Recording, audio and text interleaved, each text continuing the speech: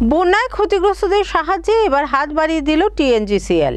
মঙ্গলবার তাদের পক্ষ থেকে রাজ্যের 8টি জেলায় বন্যা দুর্গতদের জন্য 22 লক্ষ টাকার প্রয়োজনীয় সামগ্রী প্রদান করা হয়। রাজ্যে ভয়াবহ বন্যা পরিস্থিতিতে সাধারণ মানুষের পাশাপাশি ক্ষতিগ্রস্ত মৎস্য চাষী থেকে শুরু করে কৃষক, দুর্যোগপূর্ণ এই পরিস্থিতি থেকে পুনরুদ্ধারের জন্য ক্ষতিগ্রস্তদের নানা রকম সহযোগিতা করার পাশাপাশি 568 কোটি টাকার স্পেশাল প্যাকেজ ঘোষণা করেছেন রাজ্যের মুখ্যমন্ত্রী। বন্যায় ক্ষতিগ্রস্তদের সাহায্যের জন্য সরকারের পাশাপাশি ইতিমধ্যে হাত বাড়িয়ে দিয়েছে রাজ্যের ক্লাব, সামাজিক সংস্থা সহ বিভিন্ন সংগঠন। এবার বন্যা দুর্গতদের জন্য সাহায্যের হাত বাড়িয়ে দিল টিএনজিসিএল।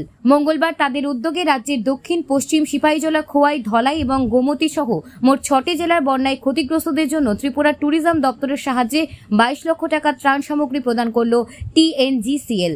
এদিনের কর্মসূচিতে উপস্থিত ছিলেন, বিস্তারিত জানান টিএনজিসিএল এর এমডি প্রলয় পাত্র। আপনি যেমন সবাই জানেন, এবছরে ত্রিপুরাতে কীরকম বন্যাতে ব্যাপক ক্ষয়ক্ষতি হয়েছে। তো আমরা অ্যাজ এ গভর্নমেন্ট কোম্পানি আমাদের কর্পোরেট সোশ্যাল রেসপন্সিবিলিটি আছে এই সময় সাহায্যের হাত বাড়িয়ে দেওয়া। তো সেই কর্মসূচিতে আমরা বিভিন্ন আশেপাশে যে 5টা জেলার অনেক ক্ষতি হয়েছে সেখানে আমরা কিছু কিছু জিনিসপত্র পৌঁছে দিতে চাইছি। কী কী জিনিস? এর মধ্যে আমাদের আছে candle, baby food, mosquito net, mosquito coil, sanitary pad, এরকম বিভিন্ন জিনিস যেগুলো ইমিডিয়েট দরকার সেগুলো আমরা পৌঁছানোর চেষ্টা করছি। আপনার পরিচয়টা? আমি প্রলয় পাত্র, এমডি টিএনজিসিএল, আর সাথে আমার টিএনজিসিএলের বাকি সহকর্মীরাও আছেন।